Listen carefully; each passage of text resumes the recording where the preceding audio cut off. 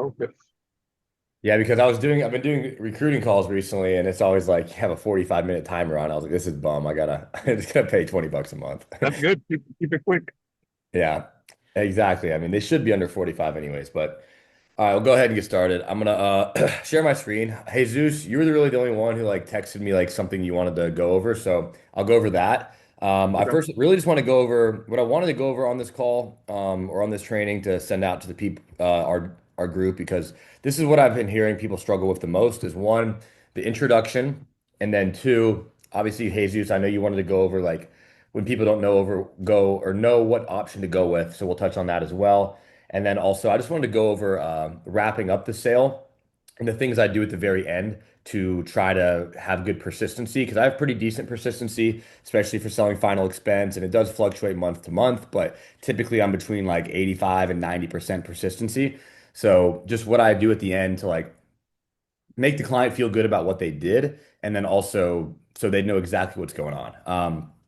But first, I kind of noticed this even with myself. Like I haven't taken a vacation really since I started this job a little over a year ago. But one of you guys in my group probably know I was gone last week because I was visiting one of my good buddies out of the country. He's living in Australia, da da da. Regardless, I took a week off, and then coming back into it, I kind of felt a little rusty. Like obviously I still had the script memorized and all that stuff, but I found myself having to pay a little bit more attention. And honestly, it was a blessing in disguise because I realized that I had gotten kind of lazy with the script and I was kind of just going through the motions. And once you, like, for one, you do, to get good at this job, in my opinion, you do have to have the script memorized word for word. And obviously, once you have it memorized word for word, you're able to, improvise, you're able to make it better, you're able to have more jokes, you're able to focus on your tonality, you're able to think two steps ahead versus just thinking about what the next thing you're going to say is, right? So it is good to have it on autopilot, but at the end of the day, it can kind of be a curse because sometimes I'm super guilty of this as well. I'm sitting there texting back recruits or, looking at something on Instagram sometimes, just like doing something I shouldn't be doing when I should be focusing on what I'm fucking saying. Um, that's kind of the bad th side to having everything super memorized is you can just go through the motions with this job. But getting back from my trip, I was like having to focus a little bit more. And honestly, it was a good wake up call because I realized like I wasn't putting the same emphasis into the introduction that I used to. And I've still been selling pretty well, of course, because I make a lot of dials, but I just think it is really important to focus on the introduction. And whenever I've been selling my best, that's what I'm doing. And kind of how I go into the introduction is I always like to have this is my tone that I think works the best, at least for me, is I always like to have I'm super loud and I have like a friendly, familiar tone. So I'll be like, hey, John.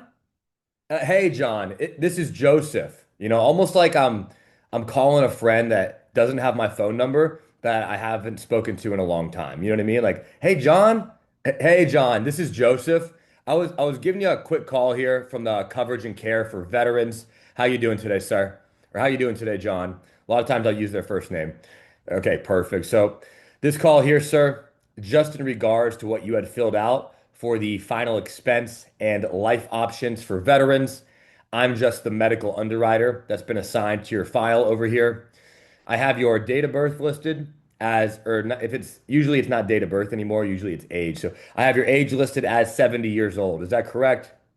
All right, perfect. And then it also says here on my side for your military status that you had received an honorable discharge. So thank you for your service, Mr. John. And they'll say, you're welcome or whatever. And I'll usually follow that up with like, we really do appreciate it, sir. Don't think we take it lightly. Yes, sir. And then was your main concern, like most veterans, just wanting to make sure that your funeral expenses don't fall a burden on any of your loved ones?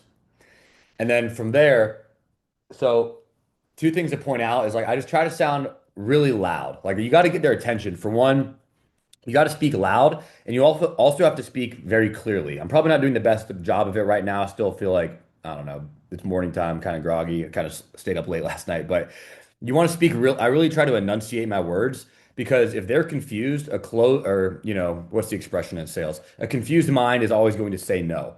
So if they don't know exactly what you're talking about and you're kind of stuttering or slurring your words a little bit, they're just going to hang up the phone or they're going to be like, I'm not interested. So I try to speak, and they're old, right? So they can't hear that well sometimes. Even if they're not like, even if they're all there, of course, which hopefully they all are, but even if they are, they have a sharp brain, they still don't hear that well sometimes. So I try to really speak loud, like, hey, John, this is Joseph. I was giving you a call here from the Coverage and Care for Veterans. How are you doing today, sir? Like my fiance was coming up in our apartment complex the other day, and she was like, "I could hear you, speaking from down the hall, right?" So I yell when I'm on the phone, and I really think it gets their attention. And depending on how the person is, if they're sharp and they can have a good conversation with me, I'll tone it back. I'm not going to yell the entire fucking script, but especially in the introduction, I'm very loud and I try to speak really, really clear. Um, and then once you get to right here, right? So as you notice, like if you guys heard me sell, I'm very by the script. And for one, I think it's because the script works, but two, I try to do everything to be duplicatable. But then also, right here when it's like a lot of the times, I'd say like 80% of the times, they're going to say, no, I got that taken care of, right? Or no, we're good, right? So obviously it doesn't mean it might not be a lay down, but it doesn't mean the sale is dead. That's you pretty much have to expect that every single time. And I like to go about it a couple of different ways. I actually have like a little file here. Let me share it to my laptop real quick. But depending on what they say at that part, I kind of take it a couple of different ways. So if they say, let me share this PDF because I've done this one before. Here we go. So if they say, "Oh, I'm just looking for Jesus, I think you actually have a really good way of handling this where they're like, oh, I'm just looking for something free. I'm looking for benefits, looking for help with my disability, whatever that is. Sometimes I'll say, yes, sir. And totally, I can direct you to where you need to go to get help with that exact thing. What I do is I help veterans with the final expense and life options because, and I try to paint this little story if they don't know like what we're talking about at all, right? And I'll say something like this, where I'll say, a lot of veterans have passed away previously, and they expected the VA to cover the entire cost of their burial or cremation, which you may know is not the case. They do cover the plot and the headstone. However, they do not cover the entire burial or cremation, so it usually leaves a pretty big financial burden on your family. Do you already have the cost of your burial or cremation prepaid with the funeral home or anything like that, sir? And they say no, I'm like, okay, perfect. Well, that's what I do is I help, veterans and their families get access to the final expense and life options that are available for them. And again, I'm just the underwriter or the agent that's been assigned to your file here. And Mr. John, and then I'll try to, kind of just move on, right? If they don't stop me. But a lot of times, if they're like, I already have coverage in place, blah, blah, blah. Okay, perfect. And then is that something you've had in place recently or have you had it for a while? If they got it just in place recently, of course, you can see if we can offer them a better rate, right? Like maybe they had a lazy agent that signed them up with Ethos or Transamerica, and they didn't know how to properly get them approved with Corebridge or America or whatever it is, right? So if you can beat the rate, awesome. But and some people are really good at this and do a lot of business stealing. I honestly don't. I've maybe done 10 ever out of like the probably 500 and 600 policies I've sold. So I don't do a lot of those replacements. Um, I do a lot of adding coverage though. So if you can beat the rate, awesome. If they got it in place recently, but if they've had it in place for more than like 3 years, I don't even ask how much they're paying, honestly. It's like, okay, perfect. I ask how much coverage they have. And then from there, that's where you go to the next step, right? So it's like, okay, perfect. How much coverage do you currently have? Let's use an example of say somebody has $15,000 of coverage. Like, okay, perfect. And then, so I kind of use this word track right here, the under 25K. And then, were you looking to get buried or cremated one day, sir? If it's cremation, obviously it's a little bit more difficult. Like, okay, perfect. If you're going to be cremated, the $15,000 of coverage you have should just about cover, the cremation service. Of course, it won't leave a ton of extra money behind in today's world. So you're probably like most people that I speak with, where with this request here, you just wanted to make sure that on top of covering the cremation cost, you were leaving some extra money behind for your family to cover other bills like the house payment and just other things that would pop up. Is that correct, sir? So I'm very assumptive. I'm like, oh, okay, got it. So you already have that policy to take care of the cremation. So then when you filled out this request here, you were just looking to accomplish X, Y, and Z, right? So, but if they have a burial, a lot of times they want to be buried, and they have under 25,000, I'm typically going to say something like, okay, got it. And then so with this request here, being that, burials can be anywhere from 20 to $25,000 nowadays, you probably just wanted to make sure that you had enough coverage in place to cover the entire cost of the burial and make sure you were leaving some extra money behind for your family. Is that correct, sir? And then hopefully to get a yes, right? If they have a lot of coverage, does that kind of make sense though? On if they have a small amount of coverage, just basically like, oh, okay, got it. So you're just like most veterans I speak with, where you just wanted to make sure that you had the entire cost of the burial, add some extra coverage to have the entire cost taken care of, and leave some extra money behind for your family. Is that correct, sir? And that's pretty much how I handle if they have a small amount of coverage. Does that make sense though? And maybe I guess other questions about that or the intro in general? Okay. And if it's a lot of coverage, say they have 50,000, 100,000, something like that. Okay, got it.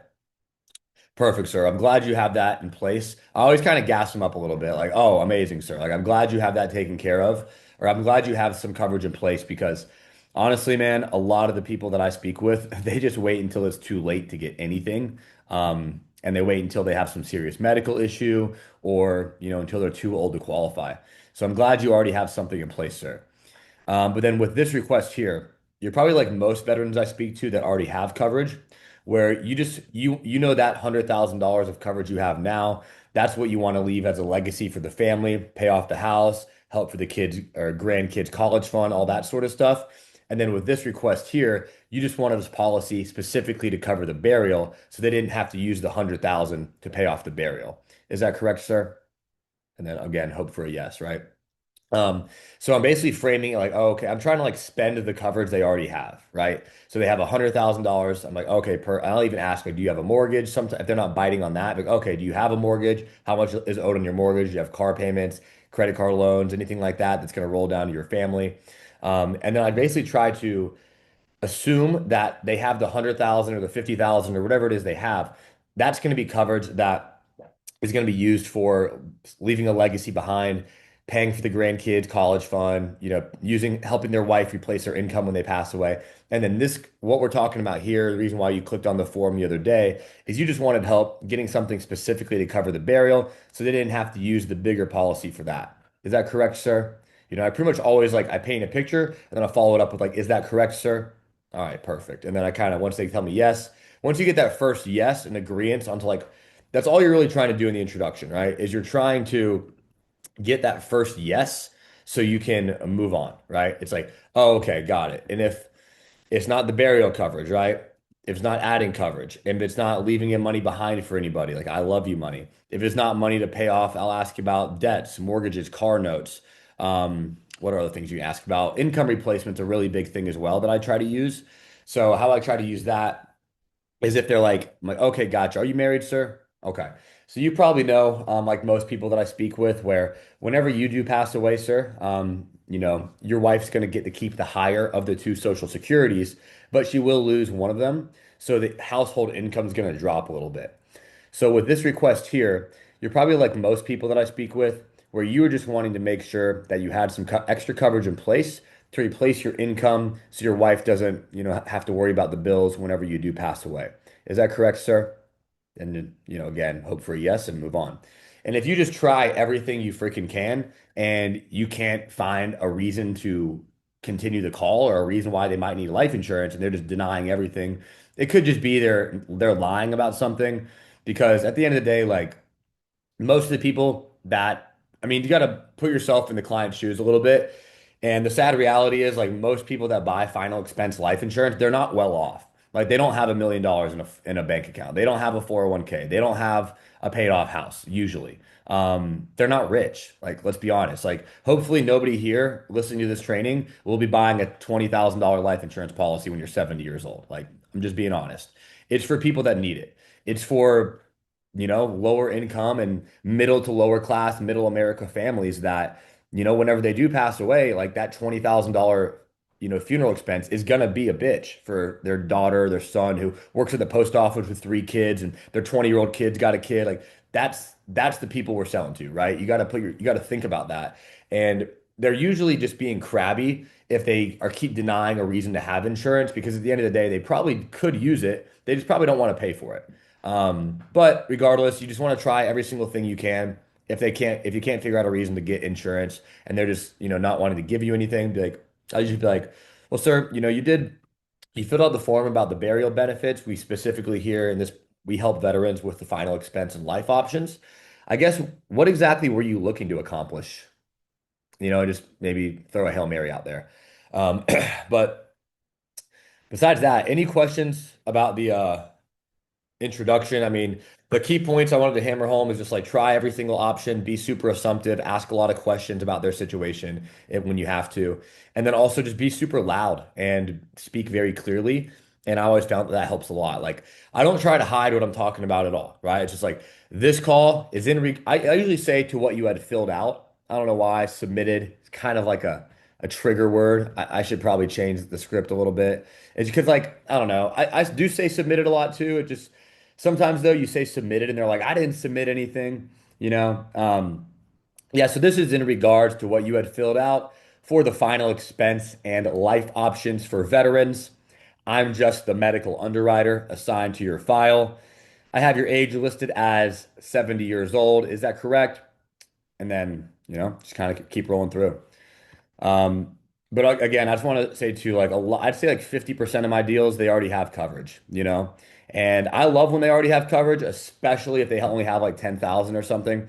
And especially if they got it like 3 or 4 years ago, because it's not super cheap. So it's going to be roughly the same price, da da da. They don't, because sometimes, that you get to the end, they're like, oh, I have 10,000 for $20. I'm like, sir, you got that when you were, 40 years old, you're 70. But yeah, I love when they have coverage because, for one, they've most likely already bought insurance over the phone. They've already given out their social. They've already given out their bank account. Like you can use that to your advantage at the end if they try to give you an objection. And then B, they believe in insurance. Like there are some people out there who just genuinely have never bought life insurance before and they don't really believe in it. And they're just like, nah, I'm not, fuck that. Like, why would I pay money if someone gets money when I die? Like, there are people like that that just do not believe in life insurance. And obviously, that type of person is a lot harder to sell to. So, if they already have insurance, they're a buyer, and yeah, they're a buyer, right? So, but any questions about the introduction or anything like that? Joey, do you ever dial leads from like 2 weeks ago? And do you switch it up for Yeah, this one? so I like to dial leads pretty much the day they come in or the day after they come in. I do also like dialing like a week old leads. For really no other reason that I listened to one of the playbook trainings with Amir Elite, and he like only dials leads a week old, and he sold $1 million on his own pen. So like, there's got to be something to that. So yeah, I will dial lead. My kind of strategy is, and again, like. Y'all know I work hard, but recently these last 2 weeks I've been kind of traveling, so don't judge my sheet right now. Not as many closes as there usually would be, but or as many dials. But let me show you here. Oh shit. Ah, crap. I was gonna put this on YouTube. Now it's gonna get blocked because I put in a phone number right there. Um,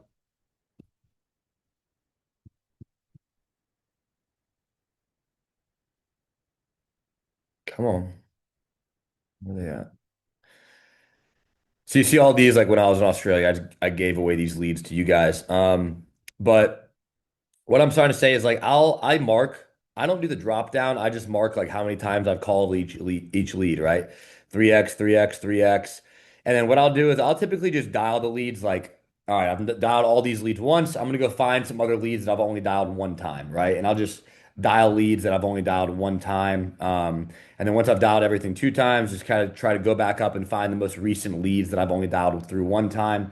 But also my situation's a little bit different because obviously I have, you know, we have newer agents in the group that I'm consistently getting leads to. So like once I've given away a lead, I typically don't dial it. And like as you can see here, these are all marked gray or red, which like I have a color coordination in my head, but like I yeah, once I like give away a lead, I typically don't touch them, right? So yeah, little different, I guess. Um,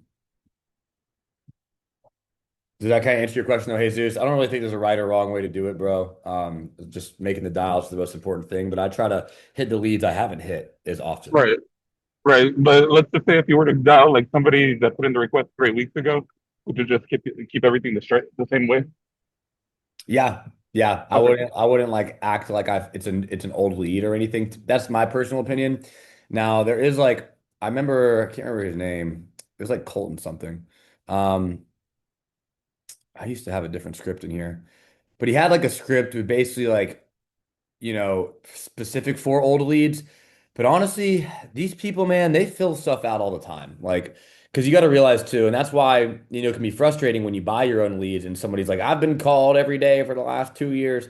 It's because these people click on shit, not realizing what they're clicking on. And you got to realize how Facebook's algorithm works, right? So if I like just, I was been looking at office shares because I got moved to a new apartment and I'm getting fed office share ads now, like left and right. So if somebody clicks on a veteran lead form, odds are Facebook's going to continue to show them veteran ads over and over and over again, right? Because it knows they've clicked on one in the past, and it's like, oh, I'm trying to get this person to click on another one. That's a good lead, right? It's like Facebook algorithm targets that person because they've clicked on other lead forms before. So the reason why I personally, when I'm dialing older leads, the reason why I've never been like, hey, it looks like you filled this out a while ago is because sometimes you'll dial an old lead and they'll be like, yeah, I do remember filling that out yesterday. And then you're basically like stealing somebody else's lead, because that happens all the time. Because these people probably click on stuff left and right, not realizing, oh, yeah, I do remember clicking on that yesterday. And it's like a 6 month old lead. And you're like, no, you didn't. But they probably did. It's just some other agent. So,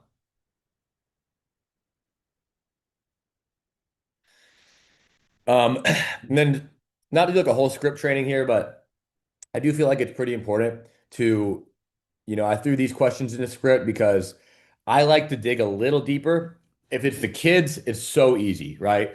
Son or daughter is like, oh, cool. You have 3 kids. What do they do for work? Da da da. And then I always gotta ask, your kids have kids? Do you have any grandkids? Awesome. Well, I'm sure between his job at the post office and the 2 kids that he have, your grandkids, he's probably got his hands full as it is. Am I right? Yeah, well, it makes sense to me, sir, why you wanted to get this coverage in place. Obviously, he has his own family to provide for, and you probably want to make sure that, he's not burdened by any expenses whenever that time comes. Is that correct? Just really hammer home that why as often as you can using the beneficiary and try to like paint the picture of their situation. The wife can be a little bit trickier. Um, but you can bring up like the loss of income. I do love this question here, which I haven't been asking that much. Again, I've been kind of going through the motions, just full transparency, but I'm gonna, start being better about that myself. But like, I'm assuming she trusts you as the leader of the household to put this together to protect her. Is that correct, sir? That's gonna overcome the I want to think about it or I want to talk to my wife objection a little bit later. You can at least use it to your advantage. Like you still will sometimes say that and they'll still tell you, "Oh, I got to talk to my wife." Like, "Well, sir, you told me when we first started talking here that she trusts you as the leader to put this together for her, correct?" And like, okay, so what we'll do is we'll do the responsible thing. Go ahead and make sure we get some coverage in place for you today, and then just keep moving forward, right? Um, trying to think what else, the why behind some of the things we say here. Expense. Full transparency, I skip this paragraph a lot right here, just because I kind of find it a little unnecessary and um sometimes it like people will be like, oh, because what this paragraph really does is it lets people know that this call is going to take a while. That's what it does. So I will bring this up and read this paragraph if I feel like they're busy, they're driving, I hear background noise, whatever it is. Because the last thing I want is to get to like right here. And then they're like, oh, you know what? Like I'm at the grocery store. Can you call me later? Because then it's wasted 10 minutes. If I'm going to waste time, I'd rather just cut the conversation right here. So, um, income, it is important to dig in through the income, figure out how much they're bringing in, how much they got left over. And I always like to bring up like, okay, perfect. So that's your Social Security. Do you have any pensions? No. Do you draw anything from, do you have a 401k that you draw any money from? No. Try to like find all of the sources of income because a lot of times people will just bring up their Social Security. And I try to figure out all their sources of income. Just ask them if they're like, oh, I'm making, $8,000 a month. I typically won't even ask like how much they have left over because I know you probably doing pretty good. Like, oh wow, you're doing pretty good. You got any advice for a young guy like me? Like anything like that? Like you're making more in retirement than I make right now. Something like that. I'll make a joke. Um, Discount questions, simple. Medical questions, simple. One thing I will say too is like if especially, and again, this is one of the things I haven't been really saying recently because I've been kind of going through the motions, but um, I like this question a lot right here. I put this question in here because it does really work. Like, okay, got it. And whenever, and this isn't meant to go like right after this question, it can really be used at any point when going over the health questions. Say they have diabetes and they'll say, "Oh, how long ago were you diagnosed with the diabetes?" Like 2 years ago. Okay, got it. And was that another reason why you felt like you wanted to get this coverage in place now, just to make sure you could get approved before the medical conditions got a little bit worse as you got older? Okay, gotcha. It's just like another way to build another soft yes or another soft close to build that why. Go over numbers, credentials, da da da. This is all I super have a, simple. I have a question about the income part. I didn't want to interrupt you. You're good. Bro, every time I ask about in the ballpark of how much do you have, I swear, 9 times out of 10 I got, man, I don't know. It changes every month. I really have no idea. I get that almost every time. Yeah. What I'll typically say is just because at the end of the day, they might not know. Like truly their wife might be the one that takes care of the income or whatever. That does happen, or the other way around. But again, this is middle America, lower middle class people that are on fixed incomes. Like it doesn't change. You know what I mean? Like unless they have a part-time job, like why would it change? Like you have a Yeah. pension and you have Social Security, bro. Like you get the same amount of fucking money every month. Um, so what I'll typically say is like, okay, yeah, I gotcha. My fiance keeps up with my finances, so I never really know either. But do you know roughly like how much your Social Security is? I'll just break it down a little bit more specifically. Do you know how much your Social Security is every single month? Do you know, are you getting a pension? And I'll start asking about the specific income sources. And then Yeah. if they're just like, there's like, nah, I don't know. My wife keeps up with all that. Like, okay, well, here's a little bit of a different question, sir. At the end of the month, and I'll just ask the second question. At the end of the month, once you guys pay the bills, utilities, and do any fun activities you and Miss Mary like to do, what would you say you guys are typically left over with in a normal month? And then see if they know the answer to that question. Like, oh, a couple $100, something like that. But basically, Colin, like, I'm not gonna get too hung up on it. They're just like fighting me, and they're just like, I don't know. She takes care of everything. Like, I have no idea how much my Social Security is. Like, okay, no worries. Well, maybe you might have a better clue about this one. At the end of the month, once the bills, utilities been paid, and I'll ask that second question right there. Then if they ever like really try to fight me on like, why do you need to know that? Why do you need to know about my income? Then I'll usually say something like, well, sir, by law, we do have to make sure that this is comfortable for you, and it has to be affordable at the end of the day. So professionally, I have to recommend something that's going to fit it within your budget to make sure that you can get the coverage from Mary, but it's not taking food off the table. Something like that. All right. That's Yeah. Like it's a part of my job to make sure that it is comfortable. Legally, I can't recommend anything that's out of the budget because I know you want to leave, make sure Mary's in a good position and you have coverage in place. But if it's going to take food off the table, I'm not allowed to do it, sir. Yo, I got a question on that. So, if he mentions the wife that she deals with all that, I tend to think that you're gonna have to deal with her later on, like say in the banking area. Yeah. Yeah, it definitely could come up. If I really, I'll typically like still keep going with it. Uh, What one way to, I feel like to kind of weed that out is again, just kind of like recap this question right here about like, are you the one, where to go? Are you the one to be put this together, the family? Sometimes if I feel like that really might be an issue, I might just say something. It kind of depends on the day, to be honest. Like if I'm like desperate for a presentation that day, I'll probably just keep going. But mhm. if I'm not, then I'll probably be like, gotcha. Okay. She's the one that handles the finances. Okay. Are you with Miss Mary right now? Okay. Well, I want to be, blunt with you here, sir. Is this something that you're going to be able to make a decision on without, obviously, I know you're doing this to protect your wife, but is this something that you're going to be able to make a decision on to protect her, or does she need to be here while we talk? And I was asking straight up. Um, Oh, but I'd say most of the time, I probably just keep going, especially if they're home, because he should know where the checkbook is. mhm. He should know where it is, right? Got it. Yeah. And another thing too is if I got this from, I was listening to a training from that Electra girl who's in the playbook. She's really good. Like amazing, like super talented, you can tell.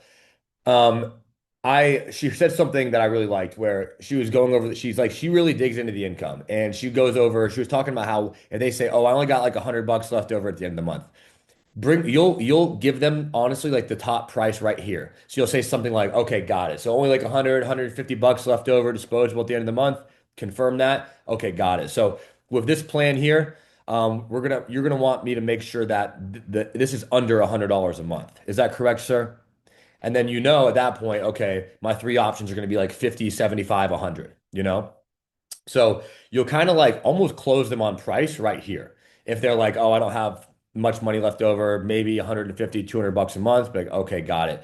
So then I know we want to get this coverage in place to protect Mary, but and correct me if I'm wrong, sir, but we're gonna have to keep this under 150 bucks a month. Is that correct? Yeah, got to keep it under 150. Okay, perfect. And then all right. And then it's also like something you can use against them a little, not against them, but you know what I mean? Like, like they'll tell you like, oh, it's too expensive. Well, sir, you did mention that this had to be under 150 bucks a month, right? Okay, may I make a recommendation then? Let's just keep it comfortable. You can always increase it later. Let's just start you with the bronze or silver option, whatever it is. Um, but yeah, I really like how she said that. So I didn't make that up, obviously. It was basically just like, okay, you have this much left over. Okay, so correct me if I'm wrong, sir, but we're gonna have to keep it under X amount of money per month to make sure this is comfortable for you, correct? Okay. And you're basically like closing price before you even get into it. Yeah, I remember watching that video. She's pretty talented. I like the part where she said she doesn't like moving on from different segments until she like feels like there's full on clarity, her and the client, so that she can Yeah. move on. Because this is going to be an objection later on that comes up. 100%. Her trade, whenever I see, she's good, like no doubt. I was really impressed listening to her do her. She did a call, I think, with John Wetmore, and then one with the playbook the other day. And I listened to most of the playbook training. They're good. Um, Obviously, they have a lot of killers. So, uh, yeah, but yeah, that was good stuff. I can't remember. There's something else she said that I really liked, but I can't remember it right now. Um, Going through all these, I do think it's important just in the full to do a script training here to bring up the different medications, make it sound like you really know what you're talking about. I like this question right here about, is that why you felt like you needed this now? Um, I usually do try to have them look at my license, and I feel like it does add a little bit of credibility there. I made a silly Instagram reel about this, but one thing I do have started doing over the last couple weeks or so is if they're like a really cagey client, I will send a picture of my dog. I know it's super fucking dumb, but I'll send a picture of my I have this picture saved in my favorites of and I saved it to my favorites just so I could do this of my dog wearing like a fucking bow tie outfit, and I'll send this picture to them. Like, oh, shoot, I accidentally sent you a picture of my lab down there below my license. And then they'll laugh. I'm like, do you have any animals? And it kind of just gets them to come out of their shell a little bit. I don't know why, but it does work. And then maybe it doesn't, if you don't have an animal, like just something stupid, like you and your mom or whatever, it just kind of humanizes you. You know what I mean? Um, Going through benefits, I mean, pretty simple here. I basically just read from the damn script. I do try to bring up the beneficiary name as often as possible. And sometimes, especially if they're a little bit younger and there actually might be some cash value one day, I try to bring up the fact that, a lot of people just let that cat, you can always, if you want to pull from the cash value, borrow against it, you always can. Or if you just want to let that build up so it increases that death benefit one day, that's what most people do, sir. Something like that. You can make the joke about, slip, fall, die in a car accident, Miss Mary pushes you down the stairs, that coverage amount's going to double. And then I got again from that electric girl because it just fresh in my mind because I listened to her training the other day. But she was saying like she doesn't whenever she makes that joke or a lot of jokes, just keep going. Don't try to like laugh at your own jokes and stop. It's like slip, fall, Miss Mary pushes you down the stairs, that coverage amount's going to double. So instead of 10,000, it'll be 20,000 if you die in an accident. And like let them laugh, but don't seem like you're trying to laugh at your own jokes, right? And then permanent coverage, again, whole life policy, specifically for veterans, right? And then going over the packages, don't really do anything fancy. I'm trying to think of like, again, like if somebody's like really broke and say they want to be buried, but I know they can't afford a 10 or 15 or a $20,000 policy, I'll lower the options and squeeze them together, maybe do like a 6, an 8, and a 10. Because I mean, if they do live in like Missouri or Kansas, like 8,000 might cover a burial. One thing here that I feel like not a lot of people know about, there's this website called Funeralocity. And I use this sometimes to build credibility with people if they're like really tripping about how much their burial is going to be, right? So if you go into, and this I'm not saying I use this like at price. Like I might use this in the very beginning of the script when I'm talking about how expensive a burial is. If they're like type of person where they're like, oh, like I really got to check into the funeral homes or whatever. I was typing my zip code here in Atlanta. You put in somebody's zip code here. This works great in small towns. Amazing because there's only like 3 funeral homes in the town, right? But you go to Funeralocity, type in the zip code, and then you can hit service type, full service cremation, simple cremation, affordable burial, traditional burial, and it'll give you quotes from the funeral homes in the area. Obviously, I put in it downtown Atlanta or midtown Atlanta, Georgia, so there's a million options, right? But if you put in like some nowhere town in Nebraska, it'll give you like 3 or 4 options. You're like, okay, so I'm looking here. We are partnered with a few of the funeral homes in your area. We have, I do have them pulled up here. So, are you familiar with Young Funeral Home, Hines Funeral Home, Cox Brothers Funeral Home? And they're like, yeah. Like, okay, so I'm looking here. Cox is showing around 8,000, Hines around 8,500, Young 8,500. And keep in mind, sir, these are bare minimum prices, but if you start naming the funeral homes in their area, they're gonna be like it just builds a little bit of credibility. And yeah, I use that sometimes. That's just sometimes you don't do that every time. Probably not every time. I should use it more. I'm just again have been lazy, right? Just kind of like relying on my skill, but it definitely works, man. Like every time I've done that, people are like, "Oh yeah, like Cox Brothers Funeral Home or whatever it is in their town." If they live in like Chicago, Atlanta, Miami, like that's not going to work as well because it's a huge city and they have probably 100 funeral homes. But in like middle America, that shit works well. It's called Funeralocity. And again, I usually that probably comes more into play when you're going over this right here, right? Bringing up how much the burial or whatever is. And then to kind of jump in and answer your question, Jesus, before we kind of wrap up and go over like the end of the close. Um, so Jesus, you had asked like if they don't know which option to go with, right? I mean, the simplest thing to do is just pick like whatever you think is best for them. And again, if you've done a good job like digging into their income, digging into their situation, you should probably know like the best one to recommend because at the end of the day, like you have to treat yourself like you're the doctor, you're the professional, and you're there to help them and put them in the best situation to protect their family, but obviously they have to afford it. Obviously, and that's kind of why I put it in our script here. It's like the easiest thing to say, and I put this in here really for new agents, is just it's like, may I make a recommendation, sir? So I hate to sell on approval. I hardly ever do that. Like ever because it's just like a chargeback waiting to happen.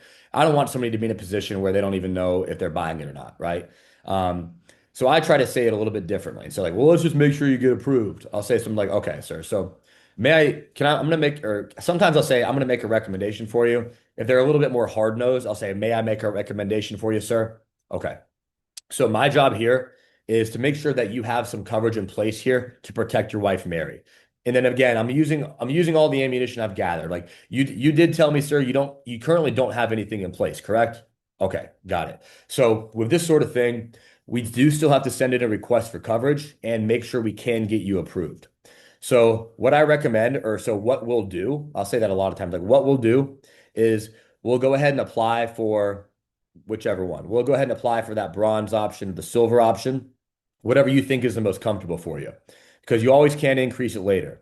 But at the end of the day, we want to make sure you get approved and you'll have some immediate coverage in place today in case something happens.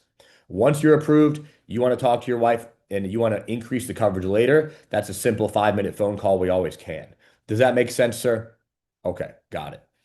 One thing too is once you ask this question here, just shut up. Like sometimes there'll be like an awkward pause or silence, but I think it's really important not to, if you're like, if they're like, they're just kind of like murmuring to themselves, like, this one, you kind of hear them talking to themselves, like, don't say anything, and to be like, well, let's just go with the bronze option. Like that screams like nervousness. You know what I mean? Just like kind of sit up or just shut up and just kind of sit there and wait for them to say something.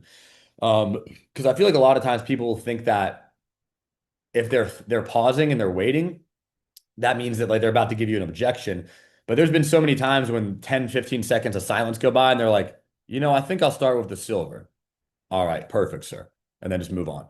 But one thing too, I feel like they kind of can avoid that is I hear a lot of people they'll rush through these options. Again, I try to read these nice and slow. Read them nice and slow, and then I repeat them again. Because you got to think whenever you go over these options, again, so when selling final expense, it's older people typically over 60 years old. And it can take them a little bit longer to process their decision, right? So you got to give them the time to think about it. Because a lot of times people are like gold, silver, bronze. Given those three options, which one makes the most sense for you? Like they genuinely haven't had enough time to think about it yet, you know? And you got to give them that time to make a decision in their head. So after I read through the three options, I'll always say, and then, sir, I'm going to repeat those one more time for you, okay? So again, that bronze option, that was the $10,000 of coverage for $100. The silver, that was the $15,000 of coverage for 147. And then lastly, we had that gold option. The gold option, that was the $20,000 of coverage for 189. And then I always take a breath. Before I ask that last question, I always like, given those three options, the gold, the silver, and the bronze, which one makes the most sense for you? And I try to read it like as slow as possible without sounding like an idiot, you know? Just genuinely try to give them more time to think about it. And then if they're just like, oh, I'm not really sure, like, yeah, I gotcha. And have you I'll sometimes ask, like, have been looking into insurance for a while, sir? And hopefully they say yes. And that says more you can use against them, right? To get them to pick an option. Like, well, sir, at the end of the day, we want to make sure that we get some coverage in place today. God forbid something happens to you, your wife Mary is protected. May I make a recommendation for you? Okay. So what we'll do is we'll send in the request for coverage today for that bronze or the silver option or the bronze option. I kind of make the decision for them and then just move on, you know? Any, I guess, questions right here about like the close?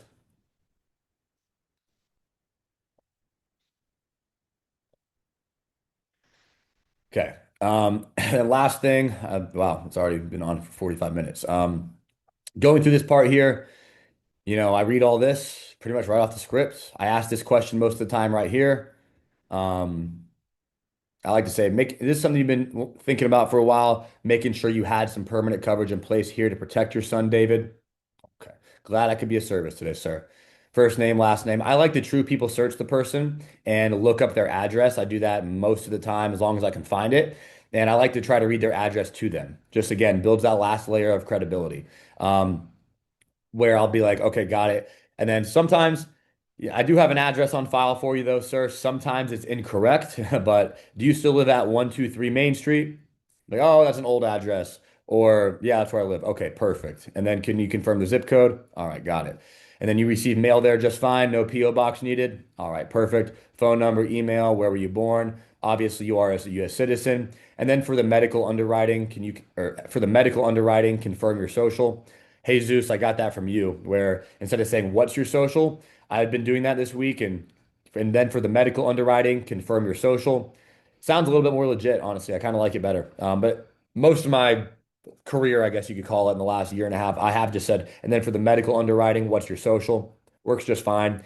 The whole key, I think, and especially if you're a new agent watching this, like don't don't let your voice inflect. Don't be like, what's your social? Like, just like, and then for the medical underwriting, what's your social?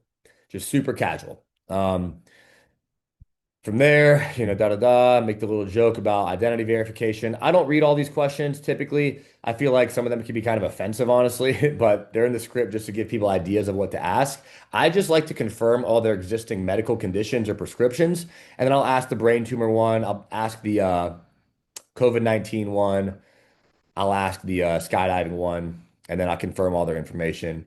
And I always confirm the beneficiary. Maybe ask like how long they've been married for or something like that. With the kid, honestly, I ask a lot of these questions in the very beginning when I'm going over the beneficiary.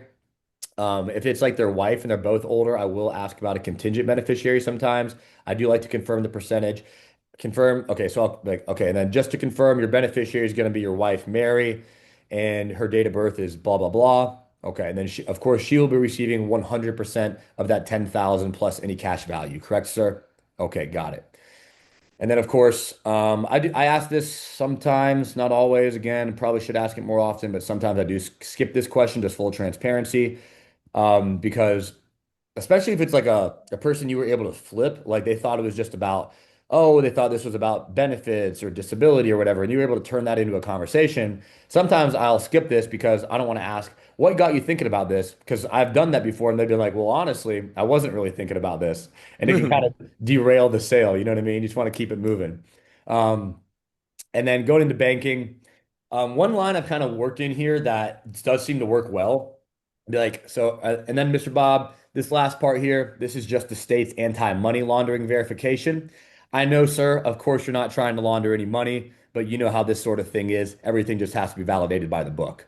And they're like, yeah, I know how it is. I'm like, all right, perfect. So, and then it looks like you do qualify for the Social Security billing, da da da. What time of the month is that? All right, perfect.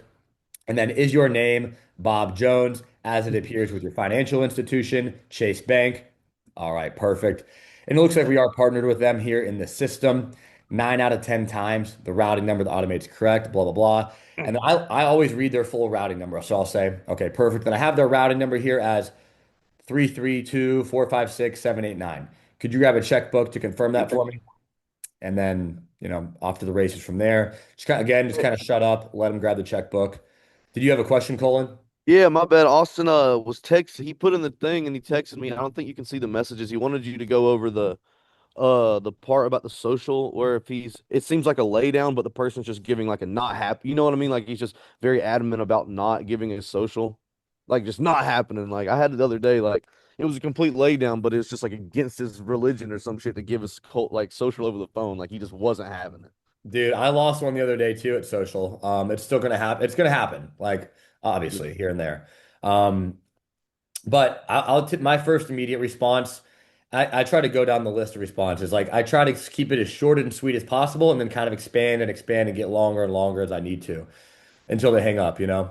But I'll say something like, yeah, no, I get it, sir. I don't like giving my social out either, but it is required for the medical underwriting. The information is safe and secure, okay? What's your social? Or confirm your social. That doesn't work. Be like, well, sir, whenever you do pass away, the one thing on your death certificate to make sure that they properly pay out your wife, Mary, is going to be your social, okay? Whenever you do pass away, you stop becoming Mr. Robert Jones and you become your social, okay? So can you confirm your social? Then if that's still not working, I'm like, well, sir, did you look at my state license? Okay. Go ahead and put me on speakerphone. I'll almost act like a little bit annoyed in a way. I'm like, all right, sir, go ahead and put me on speakerphone and go ahead and look at my state license so we can proceed here. And Yeah. then have him look at the license. Okay. You saw that? All right, sir. So that means I've been background checked and fingerprinted, and it is my job to handle this sort of information. Now confirm your social, ask again. And then if you have to, I'll pull up because ideally I'm doing the application like while I'm talking to them. Sometimes if I'm focused a little bit more, it's a harder close and we're a little bit more conversational. I will wait till I have banking to start the application. But sometimes I'm doing the application while I'm going through these questions, right? Most of the time. So I'll send them a picture of my application. Like, as you see here, sir, it is required. That is the only way for them to verify your medical underwriting. There's not going to be any doctors coming out to your house to draw your blood anymore. The way for you to get approved for this is they verify your, medical history through the Medical Information Bureau, which is attached to your social. Does that make sense? Okay. So confirm your social for me and just, try 4 or 5 different ways. You can hop on a FaceTime with them. Um, Besides that, I mean, that's really all I got. Yeah. Yeah. All right.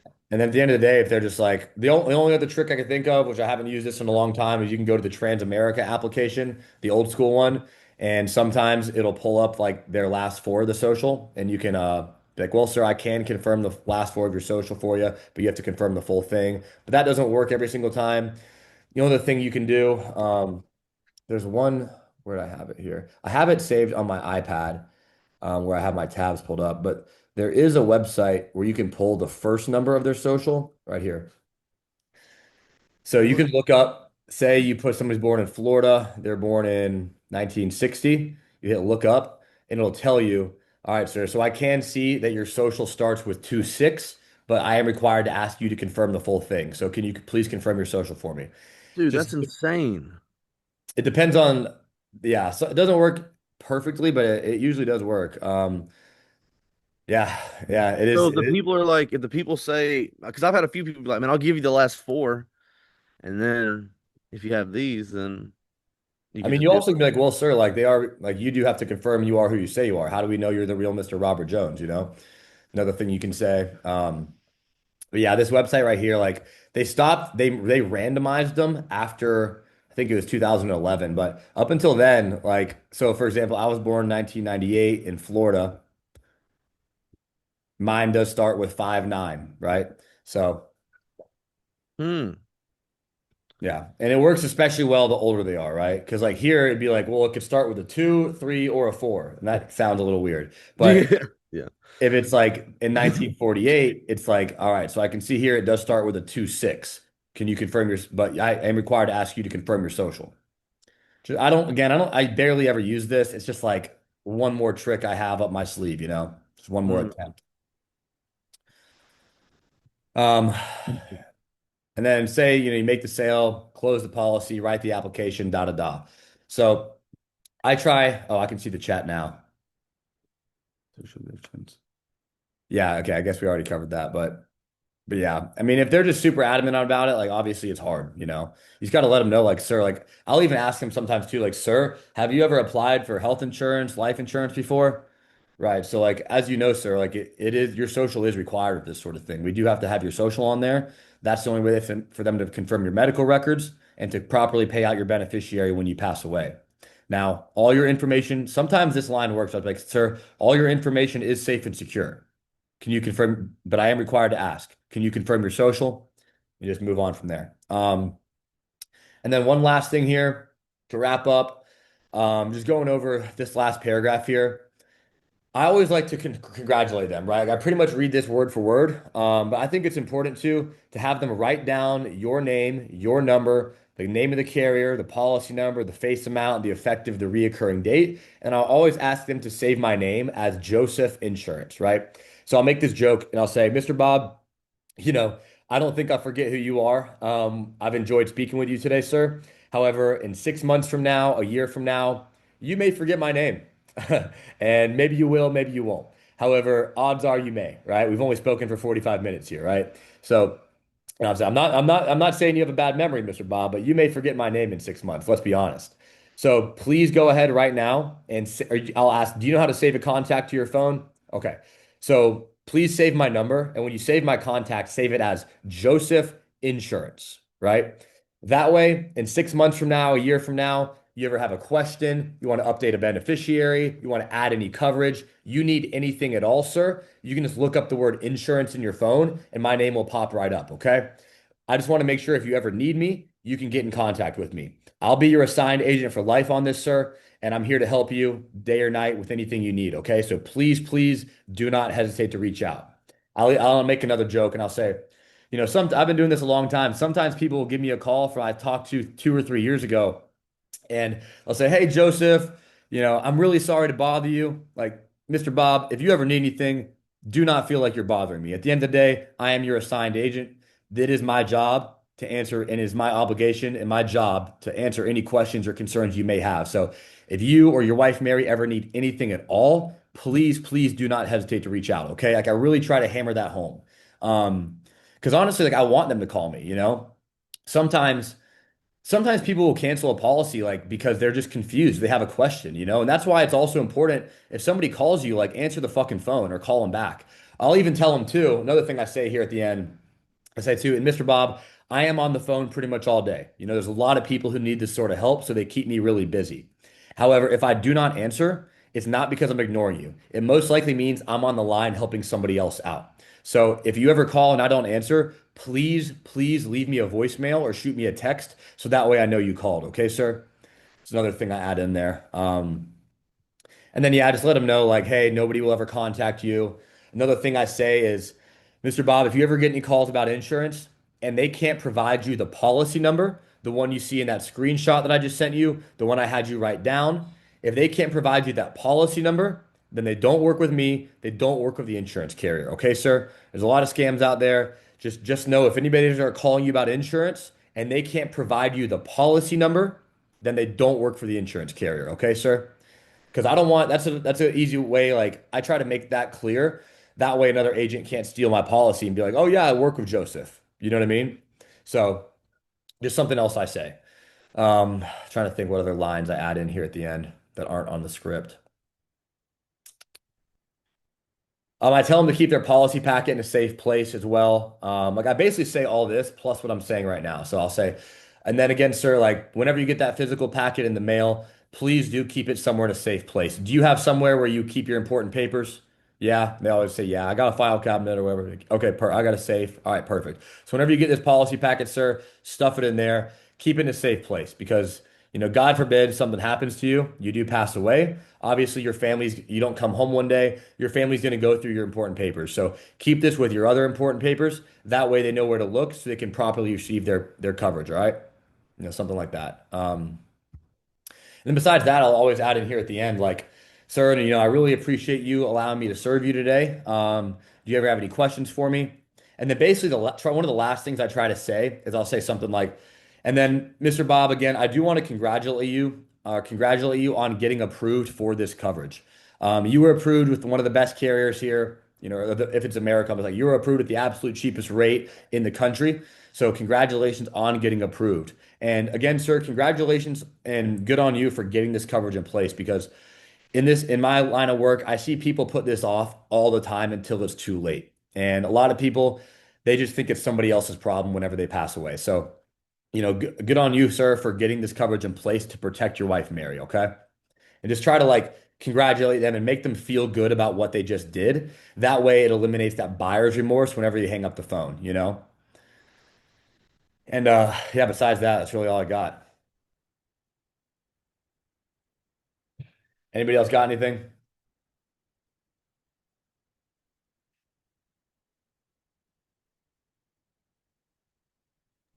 That was fire, brother. Cool. Very good. Yeah, I think it's just key, man. Like at the end, like once you have that app submitted, like you have it approved, like bro, go over everything with them again. Have them write it down. And I also send them a text where I text them a screenshot of the application. I text them the carrier. I text them the reoccurring date. I have like a little I think it's in here somewhere. Send them a picture of Scout. Tell them to save that picture. Yeah, right. Like I have a little thing here. Let me delete this, but I have a little thing here where it's like I copy this and paste it and send it. Obviously, if I don't have double accidental, I'll delete that, right? I'll put the effective date, the reoccurring date, like all this stuff in the text message along with a screenshot um of their application, right? So just try to be as thorough as possible, and make sure they know exactly what they're paying, exactly when they're going to pay it, exactly how often they're going to pay it, exactly how much coverage they have. Like just over communicate. I feel like a lot of people just try to rush through this and get on to the next lead, but just spending that extra 5 minutes to congratulate them, to answer any questions, make them feel good about what they just did, make sure they know exactly what they just did, just over communicate, and it never hurts. If they're going to cancel, they're going to fucking cancel. You bringing up, you texting them their monthly price isn't going to make them cancel. So, Yeah. Hmm. It looks like Austin has a question, brother. sorry, I can't see the chat. How do I fucking see it? Here we go.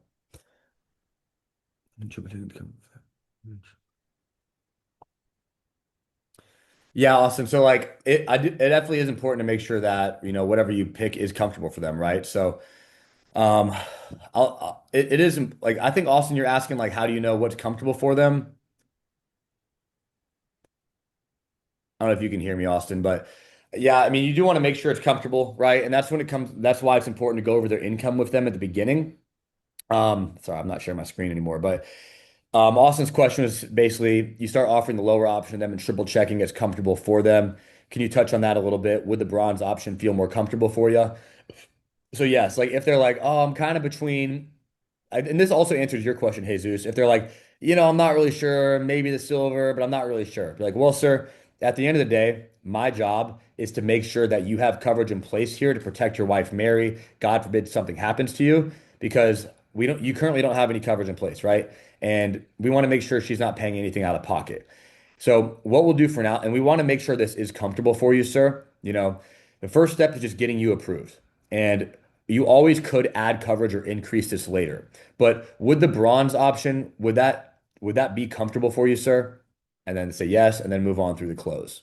Um, like say they pick silver. You said say they pick silver. So okay, got it.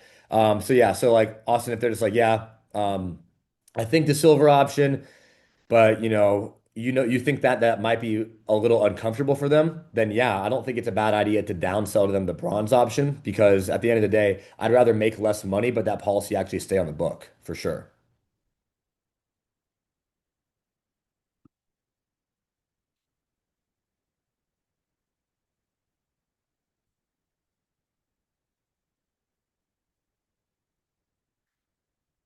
But yeah, I don't know. I don't even think I recorded this whole thing. Wow, I think I messed that up.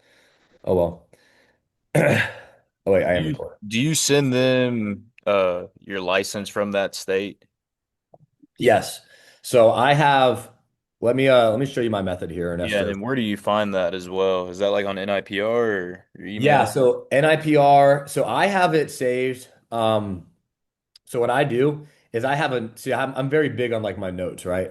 Hmm. So I have like a folder of just state licenses. So every single state license, bro, I have them saved in my notes. So whenever I'm talking to somebody on the phone, so you can go to the NIPR app and download them all. And I'm not gonna lie, it took me like an hour to do this, but I saved all the images. I created a folder on my phone. So that way, whenever I'm going to somebody, I can just on my phone, I can scroll, find their state, say it's New Jersey, and I'll just copy it, hold it down, copy the image, and then text it to them with the state license. So let me pull up the sale from yesterday just so I can show you like what I'm texting the client, right? Um, Donald Menta. Damn, so it's just laziness holding us back if we don't do that. So like for example, when I text somebody, this is an IUL lead, but I'll send them my state license and then the contact card, right? So and then at the very end, me and this guy texted a lot, but you can see there like I text them like a recap of the policy number, the effective date, the face amount, all the benefits, my personal number, etc. So yeah, I send my individual state license and I send the contact card. And so how I word that on the script, I'm not gonna pull the script back up, but whenever I'm bringing up the credibility section, I'm gonna say, all right, sir, so I'm gonna send you over two different images. The first one, that's gonna be my Department of Insurance license for the state of Connecticut. On there, it's gonna have my license number, all my credentials from the state. Some states will have your address on there. I'll say it even has the address of where I live on there. And then after that, you're gonna see my contact card. That's going to contain my full name, my NPN number, which is like my federal registration number. And then it's even going to have a picture of my ugly mug on there, just so you know the face behind the voice. Okay, sir? So, yes, I do send them my state license and my contact card every single time.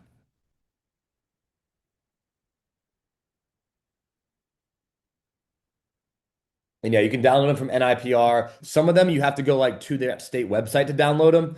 Honestly, though, I think it's worth the time. Like just having that, being able to see that state license from the state, like it adds a little bit of credibility, in my opinion. 100%. Anybody can make like a little one of those little cards Yeah, with I their mean, face our, on it. our our admin made it for us, right? So like Yeah, anybody can exactly. make that. Yeah.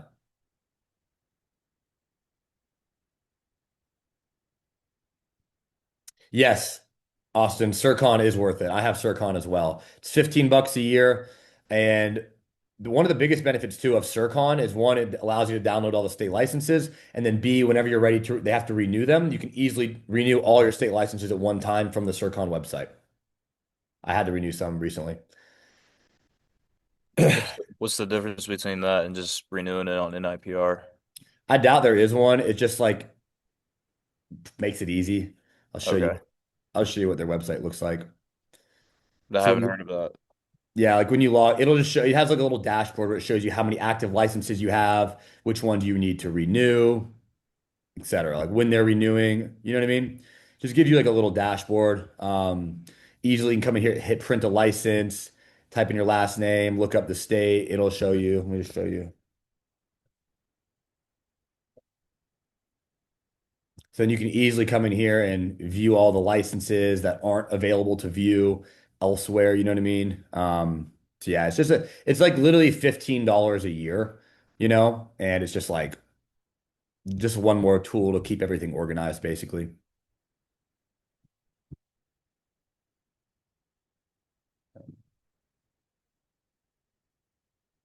Yeah. Oh wait, I'm not sharing my screen. Sorry, I thought I was just now. Um, I'll share my screen real quick. But yeah, Circon just looks like this, Ernesto, and just shows you like all your it shows you what licenses you have active, which ones are expiring soon, and just allows you to keep up with them a little bit easier, is all. All right, that's pretty smooth. Because I Yeah. usually just check NLC, but I'm sure it's, you have no idea when they're going to expire or anything like that. Yeah. Yeah, same thing. I mean, it just keeps it a little bit more organized is all. It's easier. Yeah. Are all licenses 2 years or are some 1 year? Some are 1 year. There's about 12 or 13 that are 1 year. Probably the most expensive ones, huh? No, actually it wasn't because I just did it. And it was like less than $100 per license for the 13 I had to do. I think it was like I had to do 13 and it was like $1,000 roughly. Um, because I just kind of hit my recent like a lot of them they're like instead of 1 year though, it gives you like 13 months, you know what I mean? Or 14 months. It gives you a little bit of extra time. Do you have a Puerto Rico? I don't. Dude, Puerto Rico's like 3 grand. Yeah, I know. It's ridiculous.